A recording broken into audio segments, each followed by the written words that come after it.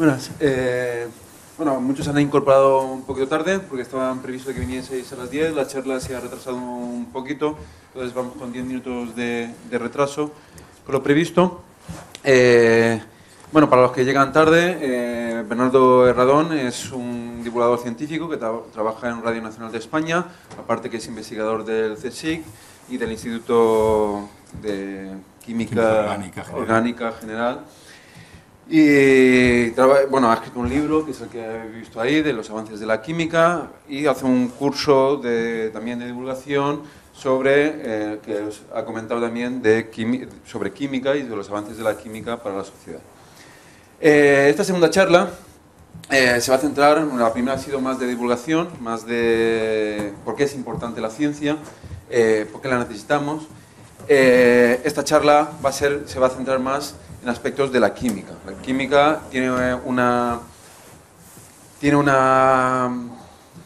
fama bastante mala, si alguien como comentará, y Bernardo Herradón nos va a explicar que esa fama es injusta o parcialmente injusta y que hay muchos aspectos de la química que son buenos, ¿vale? Empieza, entonces ya continúo, ¿no? No hay preguntas para el anterior. ¿Queréis hacer una pregunta a los que...? ¿No? Vale, pues si no, luego de las dos. Bueno, pues otra vez, bienvenidos a los que habéis incorporado un poco más tarde. Perdonad por el retraso y bueno, voy a intentar hablar de, pues eso, como dice el título, la química de las cosas que nos gustan, ¿no? Y especialmente está dedicada esta charla pues a los estudiantes que sois de bachillerato, no sé si de primero o de segundo de bachillerato. Y bueno, sin duda alguna, una de las cosas que os gusta es la tabla periódica de los elementos químicos, ¿no? Sí. Bueno, la tabla periódica realmente es un icono de la ciencia, no solo de la química, sino es un icono de la ciencia y realmente está recogidos ahí, pues yo creo que la única propiedad natural que depende de los números naturales, ¿no? Porque todo lo demás depende de números donde está pi, el número e, y son cosas así como con muchos decimales. Bueno, pues aquí, en la tabla periódica de los elementos químicos, las propiedades o esta ordenación depende de una ley natural, que son precisamente los números naturales, el número atómico. Yo siempre digo, especialmente vosotros, que posiblemente os la tenéis que aprender, seguro que la tenéis que aprender, que uno no debe aprender la tabla periódica. Uno lo que debe hacer es llegar a amarla. Y entonces, llegando a amarla, uno llega a conocer la tabla periódica y conociendo esa tabla periódica uno no se da cuenta, pero sabe muchísima química. Y ya, dejando a un lado pues la tabla periódica, pues hay cosas que a los jóvenes, a todo el mundo nos gusta, pero bueno, a lo mejor un poco ahí representaba con esos 4 jóvenes, pues evidentemente nos gusta comer y beber, nos gusta el deporte con esos 2 importantes futbolistas, nos gusta la juerga, como pueda ser en las Navidades o los fuegos artificiales, nos gusta divertirnos con la familia, pues nadando o haciendo actividades estas al aire libre, nos gustan los coches o nos gusta, pues, cuidar nuestra imagen, ¿no?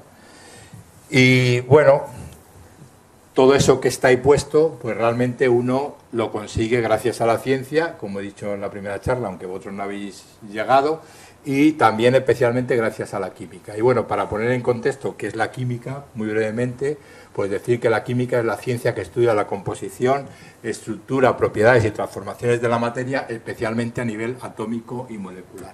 Y realmente estas dos son las palabras claves, nivel atómico, átomo y molécula. Porque realmente todo lo que nosotros conocemos está formado por estas dos especies que son minúsculas, los átomos y las moléculas, y son los componentes básicos de la materia que nos rodea. Por lo tanto, a los químicos muchas veces nos gusta decir que todo es química, pero realmente pues los físicos se enfadan, y con razón, porque dicen que hay una parte de la naturaleza que no es química, y es verdad, luego matizaré. Bueno, hay algún concepto que, bueno, vosotros ya lo conocéis, como por ejemplo el de elemento químico, la estructura del átomo, que no voy a parar a decirlo, pero que ya lo conocéis, pero que siempre cuando uno habla de química hay que tener en cuenta estos conceptos, ¿no? O como que la materia está formada por un número limitado de clases de átomos, que son los elementos químicos que están recogidos en la tabla periódica. Lo que a mí me gusta más es más que esa definición formal de la química, me gusta lo que podrían ser visiones sobre la química, como por ejemplo la química es la ciencia que crea su propio objeto. La química es una ciencia natural, eso es indiscutible, ¿no?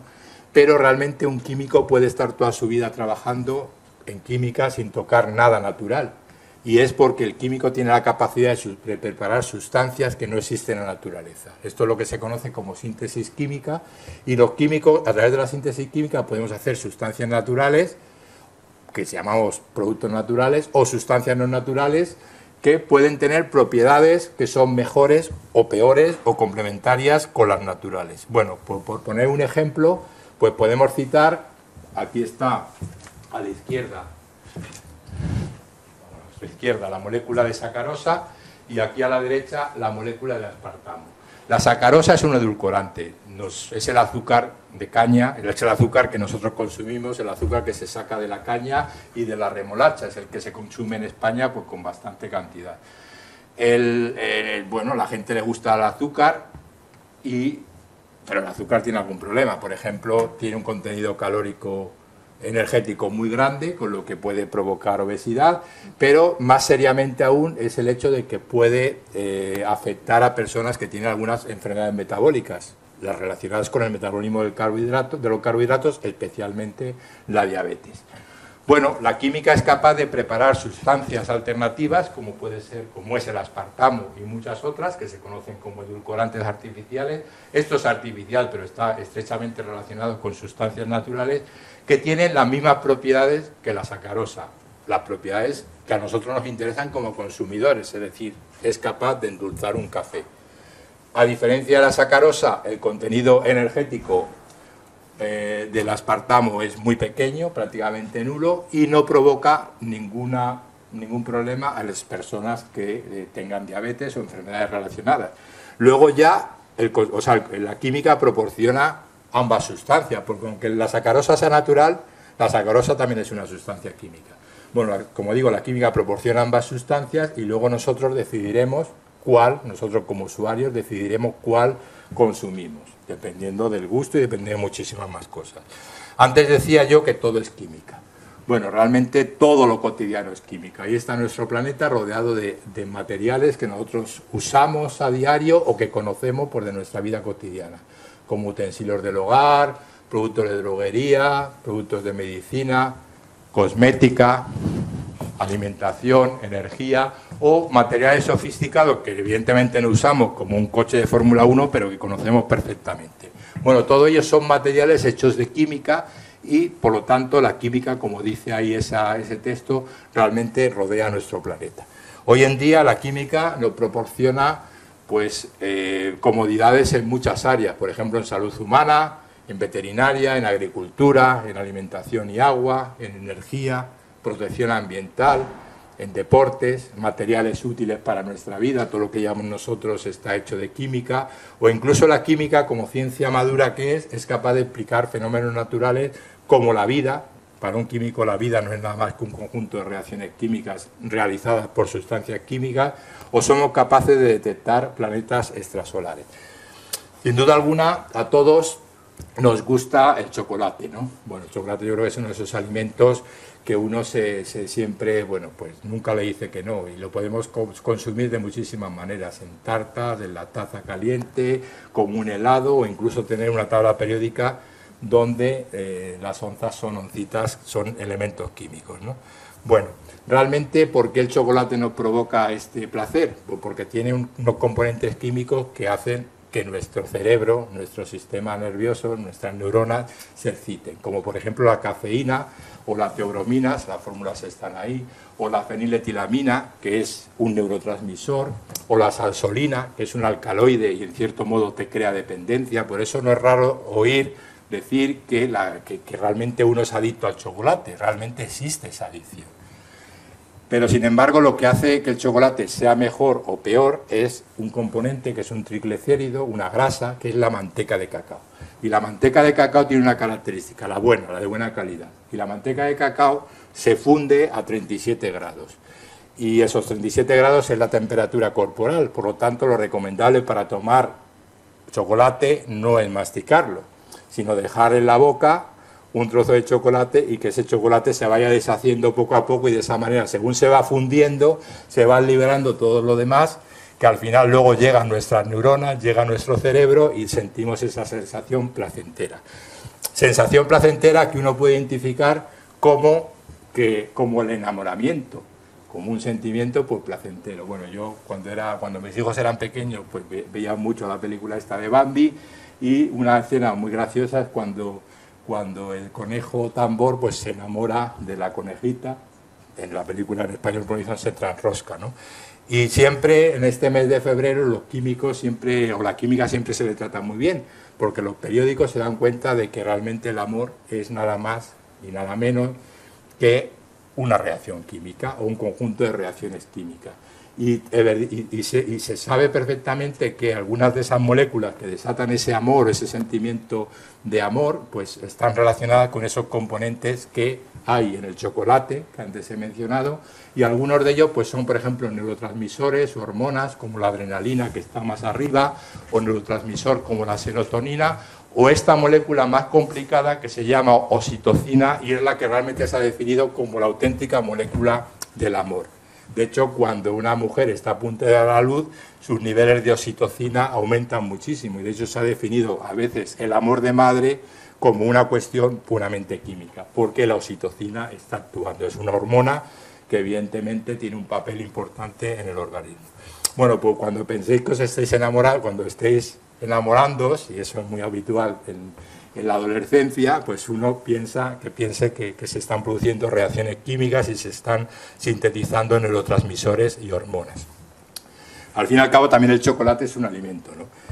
Y para un químico, cuando a alguien le preguntan qué es un alimento, a mí me lo han preguntado hace poco en el programa Hombros de Gigantes, sobre unos programas que tuvimos sobre alimentación, ¿qué es para un químico un alimento? Pues es una mezcla de compuestos químicos. Y de hecho cocinar es procesos físicos y procesos químicos que hacemos en un puchero, ¿no? Bueno, y alimento es pues eso que está ahí, formalmente un alimento es todo producto no venenoso, comestible o bebible, que consta de componentes que pueden ingerirse, absorberse y utilizarse por el organismo para su mantenimiento y desarrollo. Esa definición tan larga, pero bueno, todo el mundo conoce lo que es un alimento. Pero desde el punto de vista químico, como he dicho antes, es solo una mezcla de compuestos químicos, carbohidratos, grasas, proteínas, vitaminas, sales minerales y agua. Y la química juega un papel fundamental en que tengamos alimentos y buenos alimentos. Por ejemplo, la química es capaz de estudiar, conocer la composición química del suelo.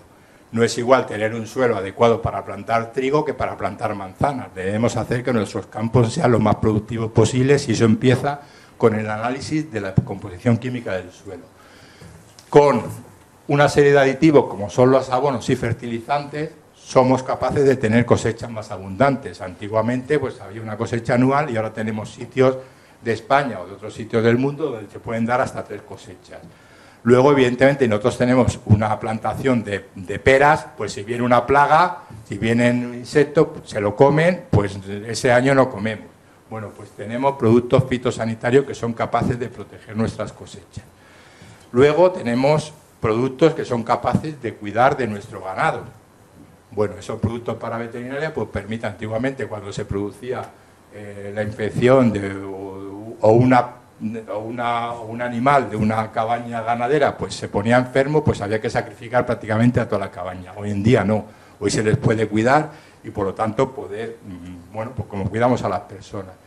Una vez que hemos obtenido el alimento, ya sea carne o sea productos que vienen del campo, pues no hay que consumirlos inmediatamente. Tenemos aditivos alimentarios que son capaces de conservarlos durante un tiempo, bien porque evitan su deterioro por bacterias o evitan su deterioro porque se rancie, por reacciones de oxidación, etcétera, etcétera. Son lo que se conocen como aditivos alimentarios. Y por supuesto, la química es muy importante para obtener agua potable. Hoy en día, como dice este chiste de Forges, en el mundo hay suficientes alimentos para que ningún ser humano pase hambre. Y efectivamente, sobra alimentos para dar de comer a una población que ya es muy elevada, 7.000 millones de personas. El problema, si hay gente que pasa hambre en el mundo, son por problemas políticos, sociales, económicos, religiosos, pero no porque no se produzcan alimentos. Y eso gracias especialmente a la química, como ahora mismo hablaré. Y conviene recordar a este filósofo del comienzo del siglo XIX, a finales del siglo XVIII, comienzo del siglo XIX, en nuestro planeta pasó algo muy importante, que fue la revolución industrial. Y con la revolución industrial, la calidad de vida de las personas mejoró considerablemente. La gente ya no se moría con 30 años, la gente moría mucho más mayor, la gente no moría al nacer, sino que se podían tener partos, digamos, más higiénicamente o médicamente más controlados.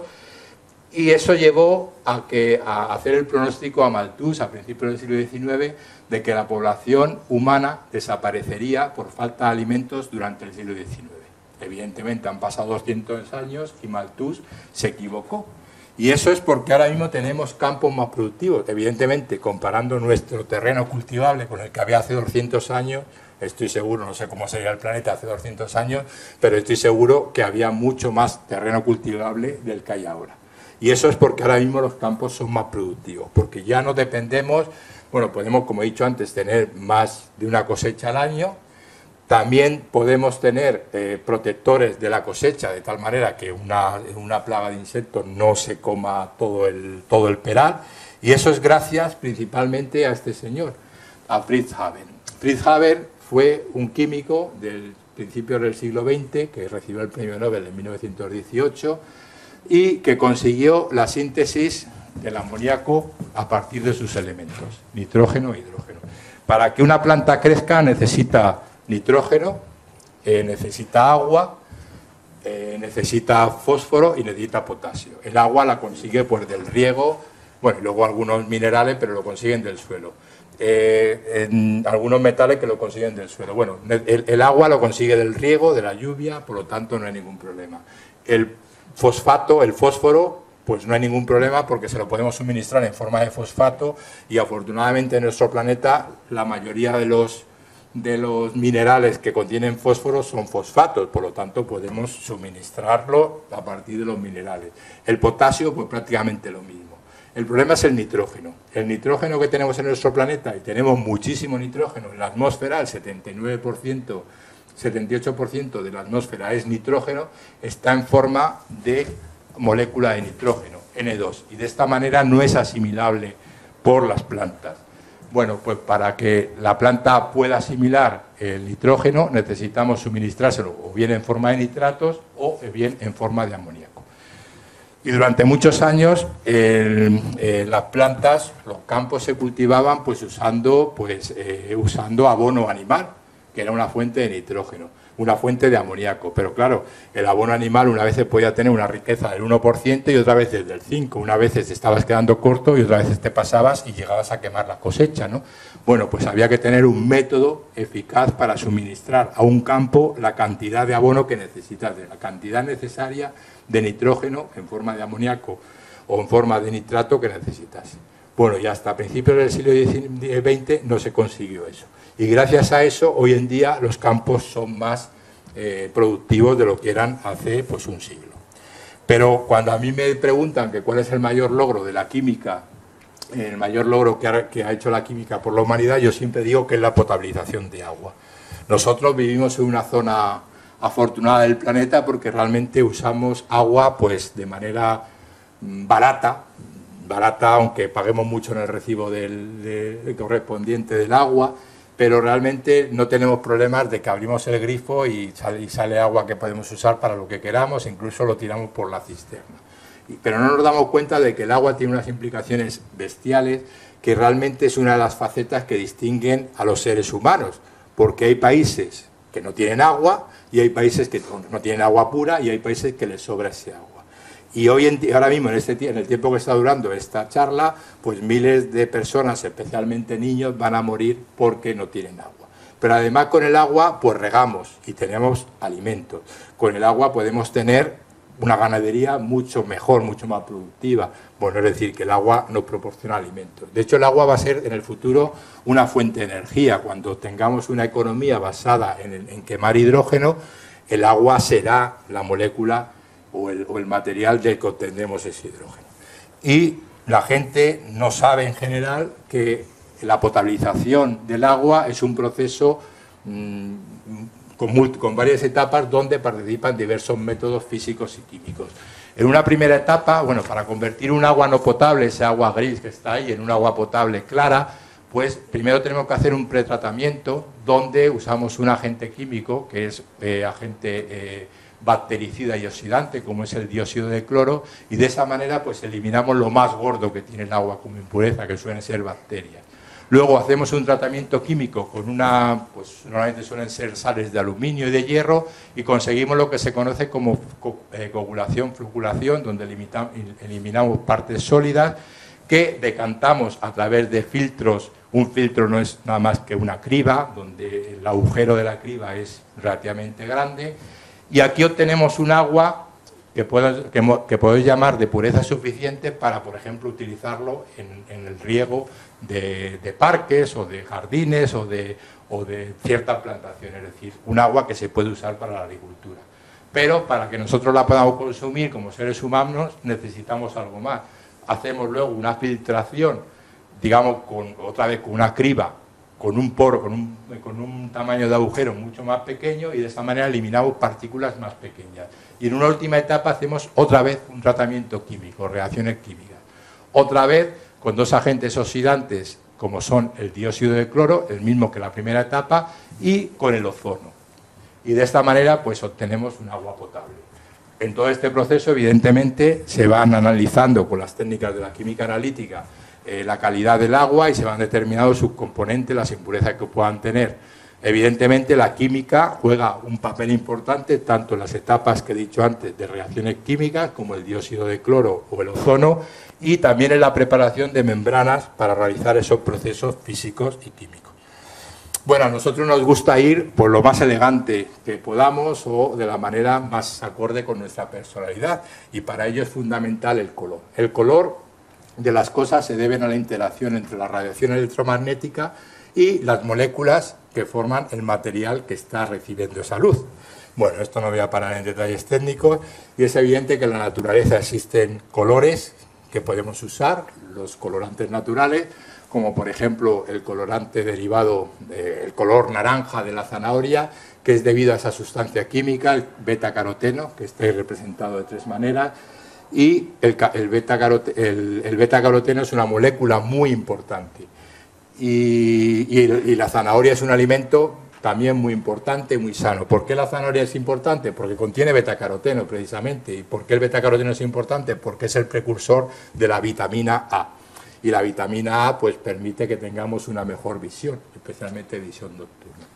O el color naranja, el color rojo de los tomates se debe a esa otra molécula, el licopeno. Siempre en las listas de los alimentos más sanos siempre está en los primeros puestos el tomate, y es especialmente debido a las propiedades químicas que tiene el licopeno. El licopeno es principalmente un antioxidante, es decir, que es capaz de proteger a las células de la oxidación por el oxígeno que está en el aire, y de esa manera pues hace que las células no envejezcan, que no mueran pronto.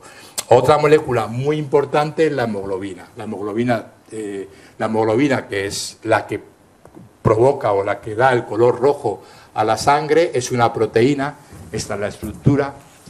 Y en esta proteína hay 4 fragmentos, 4 moléculas, que es esta estructura. Bueno, esa estructura es el grupo hemo de la hemoglobina y es la responsable del color rojo de la sangre. Evidentemente la hemoglobina es una molécula muy importante, porque es la que se encarga de transportar el oxígeno desde los pulmones al resto del organismo, y luego de transportar el CO2, el dióxido de carbono, producto de la oxidación, otra vez a los pulmones para que nosotros lo expiremos.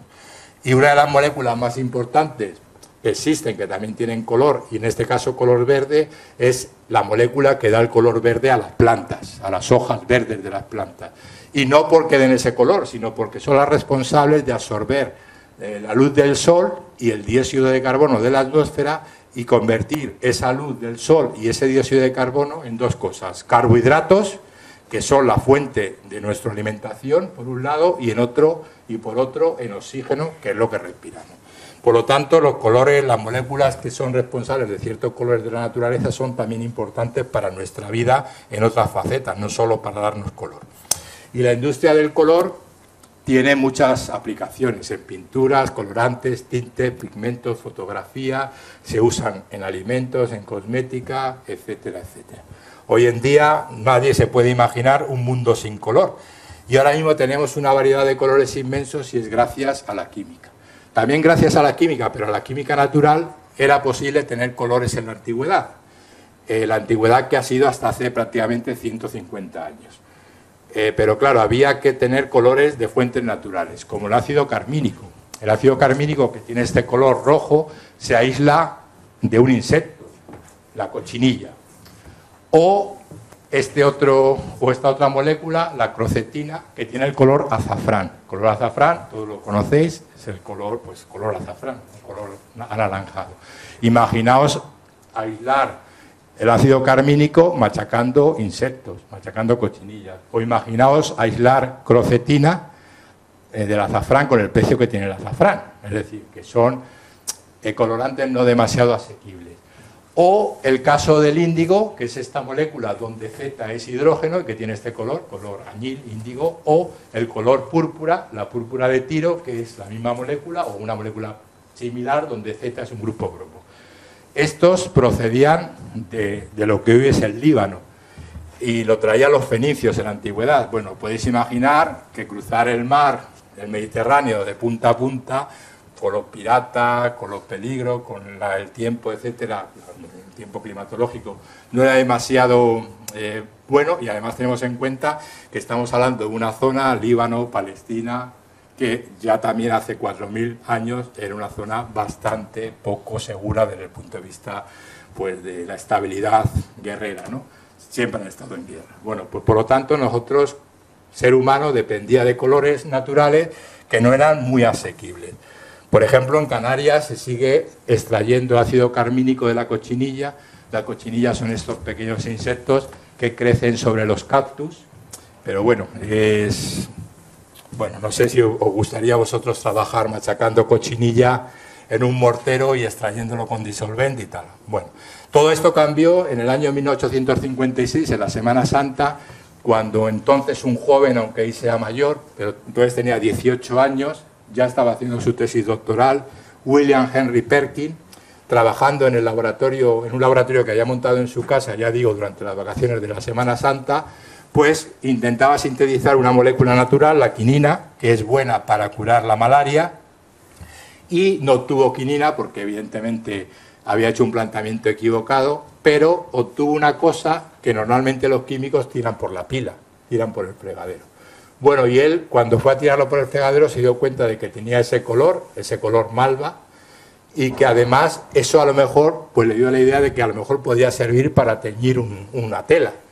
Lo probó, efectivamente vio que teñió la tela, perfeccionó el método y de ahí se creó la industria del colorante. Esto, vuelvo a repetir, que fue en 1856.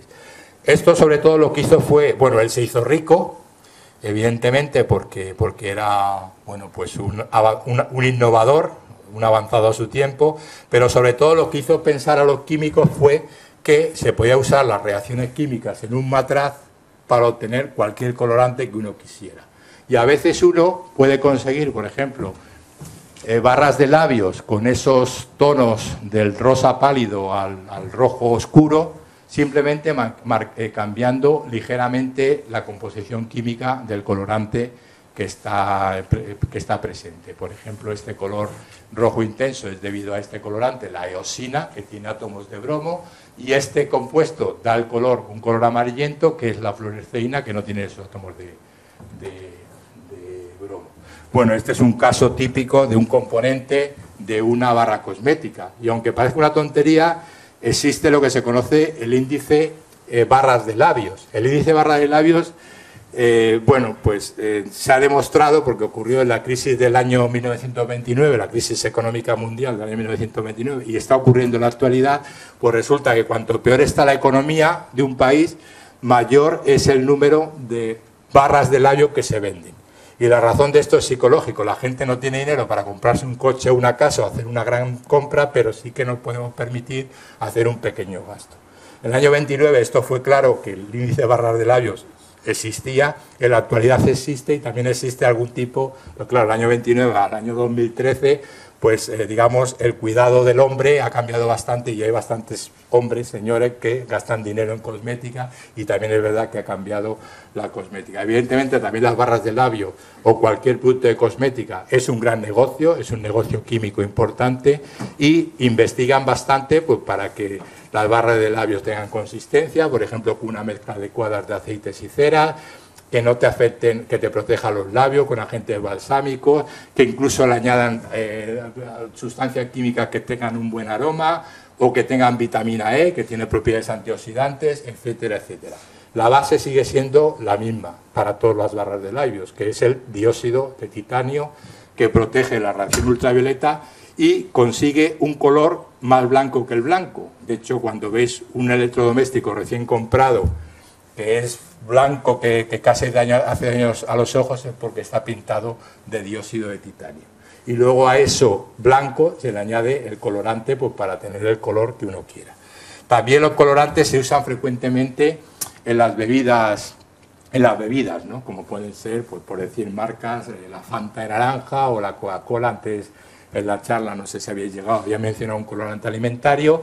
Y la industria de las bebidas gaseosas pues tienen su origen en el siglo XVIII con este químico importante, Joseph Priestley, que fue la primera persona que consiguió un agua carbonatada y lo patentó y, bueno, ganó dinero. Pero el dióxido de carbono, que es lo que se usa para obtener un agua carbonatada, fue descubierto por Joseph Black, también un químico un poquitín más mayor, pero aproximadamente de la misma época, que fue la persona que descubrió el CO2. Y a nosotros nos gusta llevar colores bonito, pero también nos gusta llevar la ropa más adecuada, ropa deportiva o zapatos o tal, que nosotros creamos que es lo más adecuado para nosotros. Por ejemplo, para subir o para ir a sitios fríos, pues podemos llevar un equipamiento, por decir una marca comercial, Gore-Tex. El Gore-Tex es una marca comercial, pero también es un material compuesto formado por materiales poliméricos, o para ir a nadar en aguas frías o en una embarcación donde tenemos que llevar una protección contra el agua fría, pues podemos llevar un traje de neopreno que también es un material polimérico. O esa camisa que está anunciando aquel señor, que están hechas de un polímero que es el tereftalato de politrimetileno.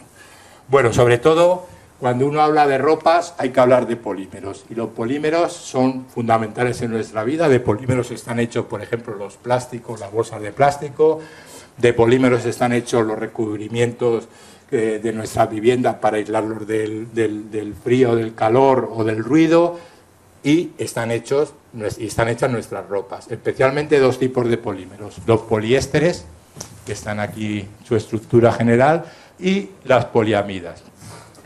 Y las poliamidas especialmente, pues lo que hicieron fue sustituir a la seda natural. Antes os hablaba de la cochinilla y el problema que es aislar un colorante de una fuente natural, pues imaginaos que tengamos que depender de materiales naturales, de fuentes naturales para que todos nos podamos vestir. No tendríamos suficientes gusanos para producir seda, no tendríamos suficientes campos de algodón para darnos algodón y no tendríamos suficientes ovejas para darnos lana. Por lo tanto, había que recurrir a la química. Y durante muchos años se buscó un sustituto de la seda, que es una proteína, que bueno, tiene esa estructura, pero no voy a entrar en detalles, y por fin se encontró con lo que se conocen como nylon. Los nylon a todos nos suena, pues yo creo que es un nombre que ha estado en nuestra cultura los últimos 70 años, que son los que, desde que se descubrió, ¿no? Pero las aplicaciones de los polímeros son inmensas. Hoy en día nuestra vida sin polímeros es una vida pues no podríamos vivir, de hecho, porque son revestimientos, adhesivos, materiales estructurales, materiales para ingeniería, etcétera, etcétera. Bueno, también nos gusta llevar, pues, adornos, ¿por qué no me sale esto? Adornos adecuados, y esos adornos, pues, adornos que suelen ser, pues, hechos de metales preciosos, especialmente oro, plata, y todos ellos se conocen desde la antigüedad.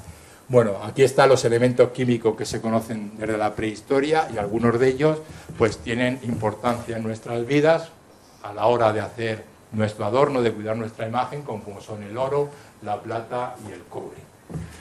También nos gustan los coches, incluso con ese coche, con ese taxi de Oxford, uno puede aprender la tabla periódica. En Oxford, para anunciar el parque científico de Oxford, tanto los taxis como los autobuses van con esa decoración. Y con un coche se puede dar un curso de química.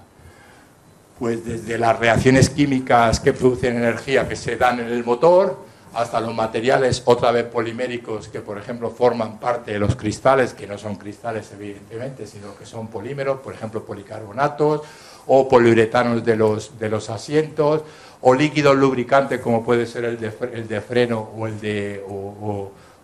del embrague, o la química que también es polímero que está en los neumáticos de los coches, o las reacciones químicas que se producen en el catalizador, etcétera, etcétera.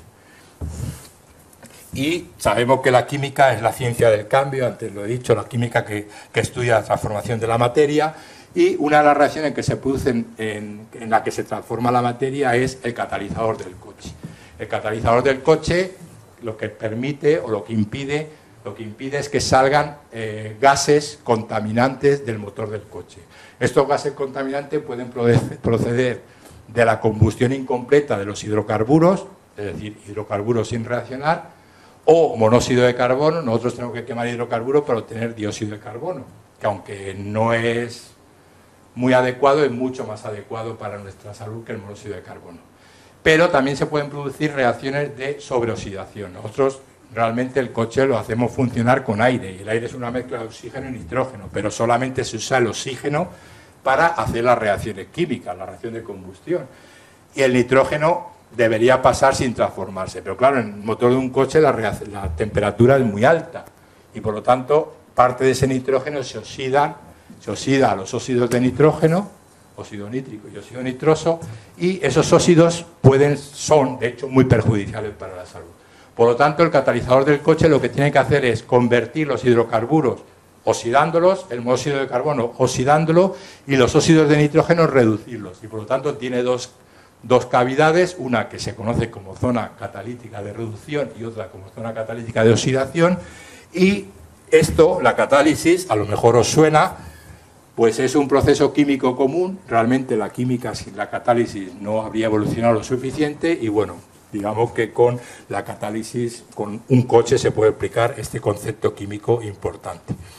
Los catalizadores de los coches son caros, son muy caros. Si a uno se le rompe el catalizador del coche, pues tiene que aflojar bien el bolsillo para pagar la reparación. Y son caros porque usan metales que son preciosos o semipreciosos, como es el platino, el paladio, el rodio, etc. Y cuando uno ve los metales que se utilizan en los catalizadores de los coches, o muchos procesos de catálisis a escala industrial, pues ve que están agrupados en la misma región de la tabla periódica. O, por ejemplo, en un coche, cuando se produce la reacción que se da en el airbag, cuando se infla el airbag, lo que se está produciendo es una reacción química. Una reacción química que se provoca con una chispa eléctrica normalmente, y lo que lleva el airbag es ácida sódica y otros componentes que son, digamos, de acompañamiento, pero la reacción importante es la que hace que la ácida sódica, que es un explosivo, explote y genere nitrógeno. De esta manera, pues a partir de un sólido se genera un gas y por lo tanto la bolsa del airbag se infla y por lo tanto no puede proteger, bueno, ahí veis la imagen, no puede proteger del impacto. Una reacción química, ya digo, de un explosivo, pero que cura o que salva vidas humanas pues cada día prácticamente, ¿no? Y cuando uno le gusta, bueno, pues también otras reacciones explosivas son las que se producen con los fuegos artificiales, que suelen ser pólvora. Aquí en la región valenciana sois bastante aficionados a este tipo de diversiones, pero lo que distingue a unos fuegos artificiales de otros son los colores. La base es la pólvora y los colores están producidos por la combustión de algún elemento químico, especialmente cationes. Ahí están los elementos químicos más frecuentes, que se usan más frecuentemente en los fuegos artificiales para dar distintos colores. Y aquí tenemos la imagen de varios deportistas o imágenes relacionadas con el deporte, como son Cristiano Ronaldo y Iniesta, Messi, Simbayeva, Gemma Mengual, el Estadio Olímpico de Pekín y Usain Bolt, Ferrari, su logo y su coche. Y si yo pregunto que qué tienen todas esas cosas en común, evidentemente es el deporte, pero aparte del deporte, bueno, el deporte, al final habría que ver si montar en un coche de Fórmula 1 es deporte o no, eso queda por discusión. Pero lo que tienen en común todos ellos es la química. Y es la química porque la química hoy en día, o el deporte hoy en día, es más espectacular, es más atractivo, se baten mejores récords y es más seguro gracias a la química. Porque la química, por ejemplo, tiene dos facetas. Una es controlar, ayudar a mejorar el rendimiento del deportista, también cuida de su salud, también es capaz de controlar el dopaje. A veces la química o los químicos poco honestos pues fabrican sustancias dopantes, pero esos son realmente poco científicos, son realmente delincuentes. Y la química también permite obtener materiales deportivos, con lo que se aumenta la seguridad y la protección, se aumenta la velocidad, se aumenta la precisión. Bueno, por ejemplo, casi todos los materiales, tanto sea equipamiento, las herramientas, incluso las instalaciones, pues son materiales poliméricos que ya he citado. Si comparamos una imagen de hace unos años, aquella es la Seviren en los Juegos Olímpicos del 72, con una imagen más actual, esta es del año 2008, pues vemos ya que la ropa del deportista es muy distinta, del atleta de fondo o de medio fondo es muy distinta, ¿no? Veis que antes se empapaban en sudor, eran de algodón, en una maratón el deportista perdía peso por el sudor, pero luego su camiseta ganaba mucho peso porque también absorbía parte del sudor, y hoy en día pues esas prendas no cogen casi sudor, son transpirables, permiten que el deportista realmente esté no incómodo, y eso es gracias a que se obtienen materiales que son alternativas al algodón, como pueden ser los poliésteres, que ya he mencionado antes, o unos poliésteres especiales que llevan grupos aromáticos, o poliuretanos o mezclas de uretanos ureas que tienen, pues, por ejemplo, un 600% de estiramiento en la fibra, recuperación de la forma y permiten una mejor transpiración. Si un coche de Fórmula 1 o cualquier coche, antes ya hablaba de los coches, pero realmente un coche de Fórmula 1 necesita pues un combustible especial, ¿no? Bueno, pues un combustible que sea desde el punto de vista energético pues más eficiente que el combustible que usamos nosotros en nuestro coche a diario, ¿no?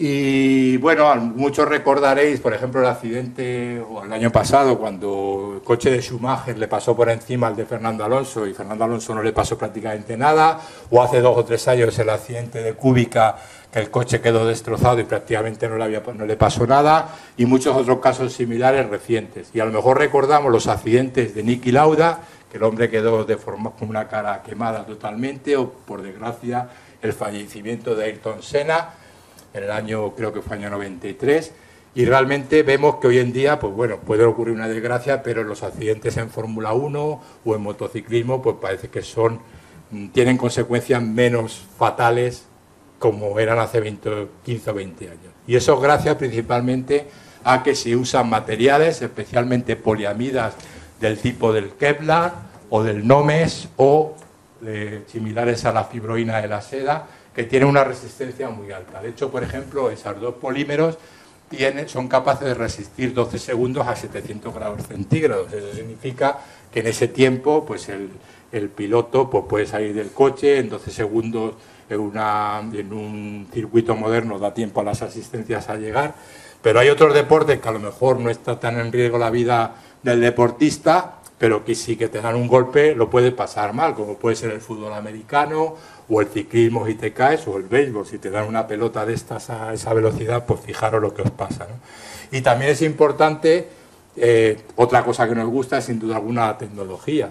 A lo mejor no nos gusta poner la lavadora, pero sí que nos gusta usar el móvil, internet, etcétera, ¿no? Y eso también, en parte, la química tiene mucho que ver porque existe la relación entre la química y la electricidad. Nosotros, por ejemplo, somos capaces de usar dispositivos móviles cada vez más pequeños, no porque la electrónica haya mejorado considerablemente, que sí ha mejorado, pero lo que realmente ha mejorado son las baterías, las pilas. La batería ahora mismo es mucho más pequeña, se recarga mucho más rápidamente, mucho más fácilmente, y eso gracias a que la química está desarrollando materiales que son más eficaces desde el punto de vista electroquímico.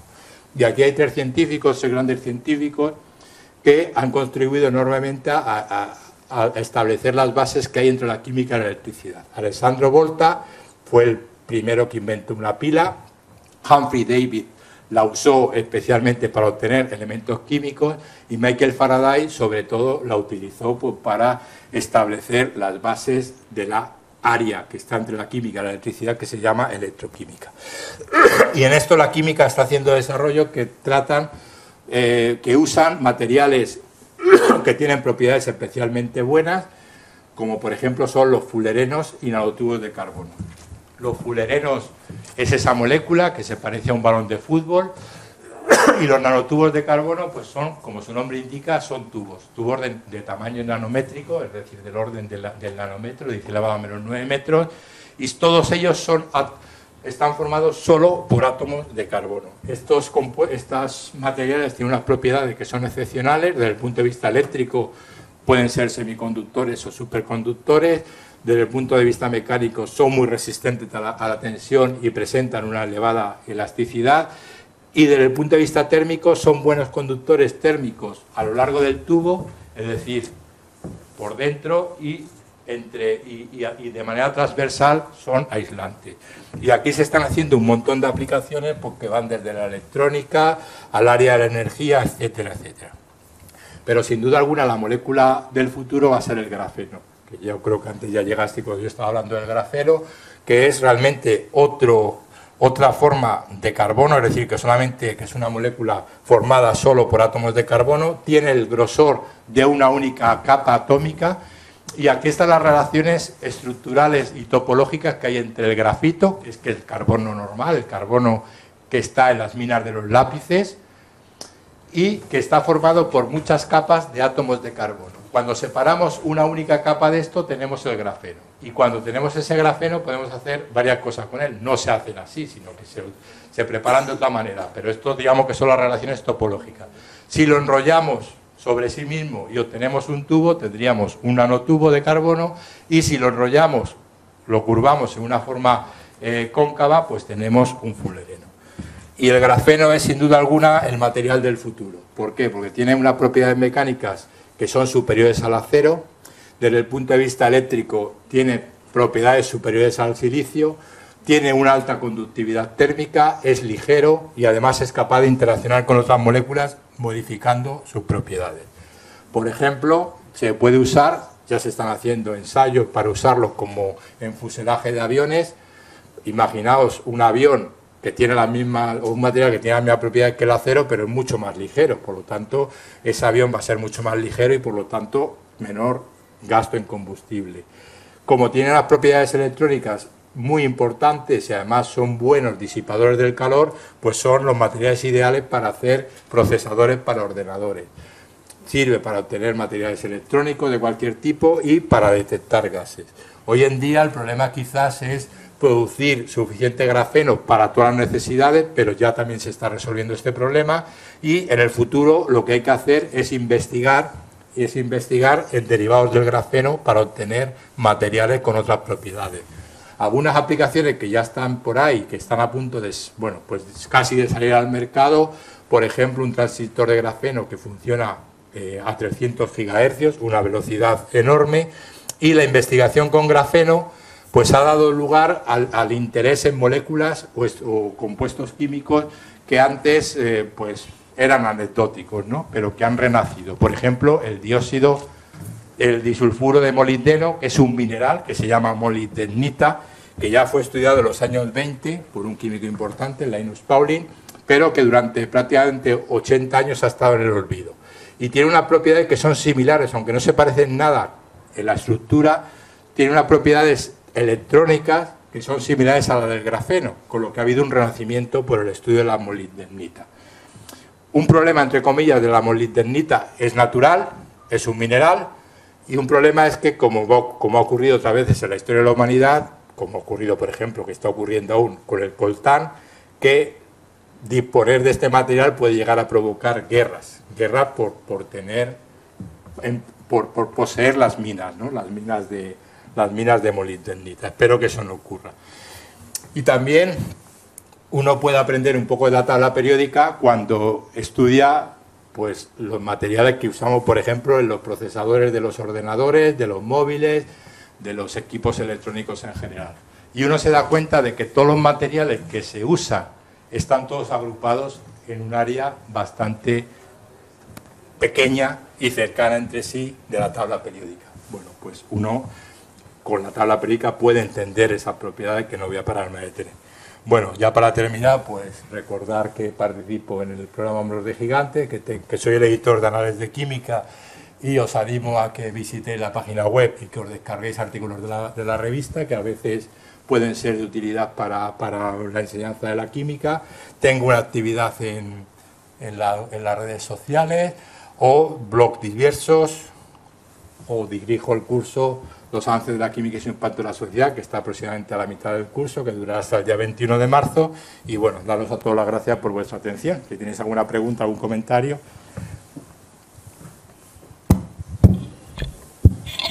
¿Alguien tiene una pregunta? ¿No? Pues yo sé que tengo alguna pregunta. Bueno, muchas veces se asocia la química pues a la industria química y que pues que realmente los controles que hay que no sean suficientes para controlar todos los productos químicos que esta industria desarrolla. ¿Eso es cierto? ¿Hay controles suficientes? ¿Crees que habría que hacer una legislación más dura? A ver, es verdad que parte de la contaminación química no hay que negar que existe, y que parte de esa contaminación, antes he dicho que bueno, que no lo he dicho ahora o lo dije en la anterior, es que realmente mucha de la contaminación química procede de que nosotros como ciudadanos no nos damos cuenta que estamos usando sustancias químicas.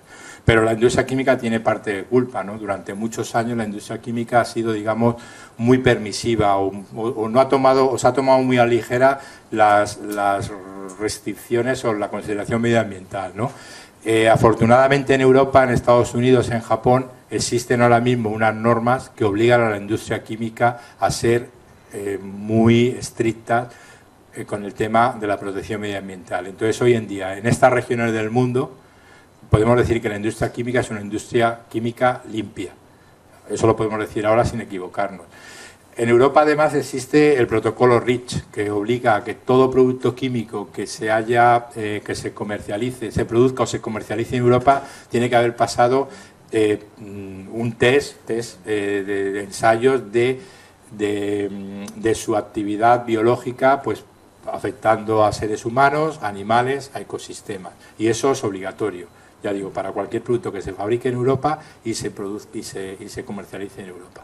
Por otro lado, la industria química se ha dado cuenta de que producir, digamos, con unas pautas medioambientales, especialmente porque tenemos una regulación muy estricta, es más barato que producir sin esas pautas medioambientales.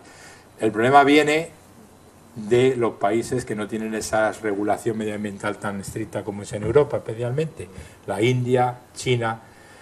Muchas veces se dice que la industria o que la producción de cualquier objeto en China o en India es mucho más barato que en Europa, y se achaca a los salarios, a los sueldos, y no es cierto. En parte esto es porque las condiciones medioambientales con las que están produciéndose sustancias químicas de consumo, aunque sea una ropa o un colorante, en China o en India no son tan estrictas como en Europa. Por lo tanto, es mucho más barato producir algo porque no tienen que tener en cuenta el coste medioambiental. Coste medioambiental que es un coste realmente económico, porque tú tienes que adaptar tu industria, tu fábrica, a no verter nada al río, lo tienes que reciclar todo, etcétera, etcétera. Todo eso supone un coste. Y en Europa, si no tienes en cuenta esas medidas, lo pagas en forma de multa. Lo pagas en forma de multa o te cierran la fábrica, ¿no?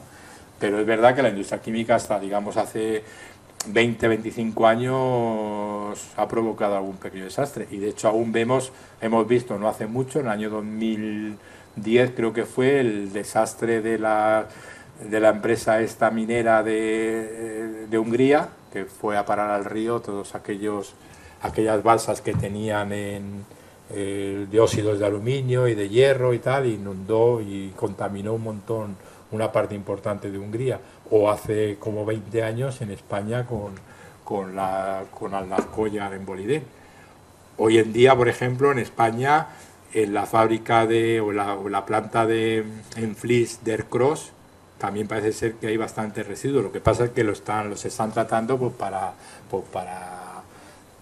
tenerlos de acuerdo con la legislación vigente, ¿no? O sea, por eso es más limpia, porque es más barato, porque realmente hay una presión ambiental, una presión regulatoria grande. Yo creo que no se deben, por lo menos en Europa no se debería, ya es bastante estricta, ¿no? Yo creo que habría que hacer algo a nivel global. ¿Alguien quiere preguntar más? Tengo otra pregunta. Sí, pues aprovechando que vienes. Yo he recibido por correo, pues, de estas listas de correo, bueno, estas cadenas de correo que te llegan, que, por ejemplo, el aspartamo que utiliza la Coca-Cola es perjudicial para la salud y que la empresa Coca-Cola presiona para que no eso. Yo creo que también lo oí también en su tiempo con la sacarina, pero no sé qué tiene de verdad, si es mentira, si nos podemos fiar de estos correos o... Todo eso, bueno, primero, sobre la industria de los edulcorantes hay que... Vuelvo primero a la legislación, es decir, en Europa tenemos la EFSA, la Agencia Europea de la Alimentación, y en Estados Unidos está la FDA y en Japón hay una similar, y en estas regiones del mundo lo que consumimos es dentro de lo que la ciencia conoce, seguro. Sobre el tema de los edulcorantes, ha habido mucha polémica. En algún momento se ha prohibido, se ha hablado muy mal del azúcar común, de la sacarosa. En otros momentos se habló mal de la sacarina. En otros momentos se habló mal del aspartamo. Ahora, de hecho, vuelve a renacer el lado oscuro del azúcar, de la sacarosa. Vuelve a renacer de una manera bastante peligrosa, porque se empieza a decir que sí puede provocar cáncer, tal y cual. Bueno, eso es desviarnos del tema. Pero lo importante, lo que concretamente, en el aspartamo. En el aspartamo alguien publicó algo que nadie ha podido reproducir, en el que dice que consumiendo aspartamo provocas tumores cerebrales en ratas. Yo he ido a esas publicaciones, a las originales, y me he hecho los cálculos. Igual que Jan Irwin se hizo el cálculo de 4-metilimidazol, y uno, a lo mejor todos tenéis en la cabeza cómo es el frasco de aspartamo de la marca más conocida, vamos a decir Natren, propiedad de Monsanto. Bueno, el frasco grande, sabéis cómo es, la cantidad que tiene. Bueno, pues para extrapolar lo que le habían hecho a las ratas al ser humano, tú necesitabas tomar durante muchísimo tiempo, durante muchos años, 3 frascos de esos al día.